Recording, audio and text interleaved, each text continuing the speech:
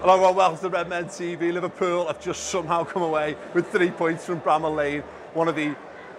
It's one of them days. Now the thing is, for so many years as a Liverpool fan, when you said, oh, it's one of them days, it normally means team frustrates you, you can't get a shot away, you're reduced to shooting from distance, and you either draw 0-0 or you lose 1-0 on a counter-attack or a set piece.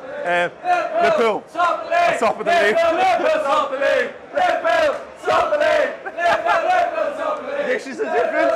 This season, one of them days means we have a frustrating day, and then one of their goalkeepers has a nightmare and they'll score. We had a few of them last season and we needed them, and we need another one today, and apparently that's a Man United goalkeeper. Oh, I hope people... They were talking pre-match, like, he might be the heir apparent to David De Gea. Fingers crossed. Liverpool really poor at times today, and I say poor. I thought Sheffield United were excellent, to be fair. I thought they caused us problems. I thought they went direct when they needed to go direct. I thought they were compact when they needed to be compact.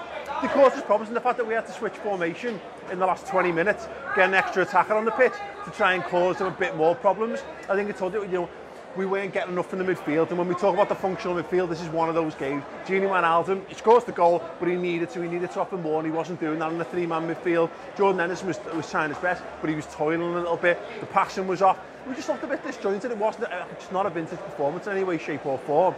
But when we got Divock Origi on the pitch, we just went up again. I thought Divock as a sub was absolutely superb, holding the ball up, being an out ball down the left wing, close control, causing them problems, and he caused havoc, and we probably could have had a couple in that last 20-minute spell.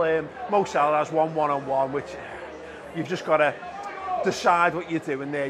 We saw him do a similar thing in Southampton, and he absolutely slotted it. Just got to go around the keeper, or just I don't think he's decided early enough what he's doing there, and the keeper makes a decent save in the end. But yeah, I'd have loved to come here and seen us put together an absolute stellar performance. Back to them all over the place, but Liverpool need to...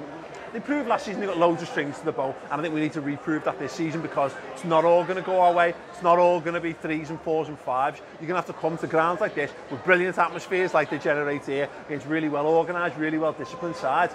It will look to come up against the champions of Europe.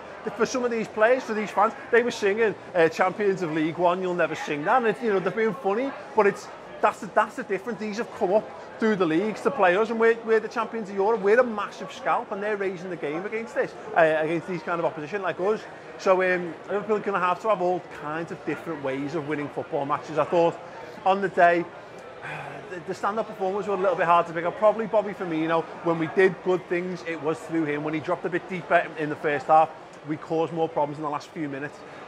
Putting him into more of a 10, I think was a bold strategy. We saw a bit of this in this spell last season. I think Salah was more dangerous for being in the number 9. And yeah, other than that, a game to forget really. But it won't be forgotten. It'll be remembered as a game where Liverpool went away from home and maintained a 5-point lead at the top of the league with 3 very, very hard-fought points. And that, my friends, is what you call title winning form, and it's very early for that, but we've got to continue like this. We've got to continue to get points on the board and trust that Man City start to fall away. We've got that lead, and it's now all the pressure's on Liverpool, but you know what, on the evidence today, they're bearing that stress pretty well. Listen, let us know your thoughts in the comments below. Subscribe, drop a like on the video as well, and check over on my channel as well, Mates TV. There's going to be a little match vlog of the day, which is it's got some limbs in it. Ta-ra.